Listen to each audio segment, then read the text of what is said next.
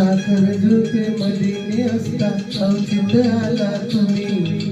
पोटाला पाय बोट लागता भलतेच ब्याले धड धड माझं मन मला उठवण काय घडलं रामायण पुढे आठवण साखर झोपे मधी असता औचित आला तुम्ही पोटाला बाय बोट लागता भलतेच ब्याले धड धडलं माझं मन मला उठवण काय घडलं रामायण पुढे आठवण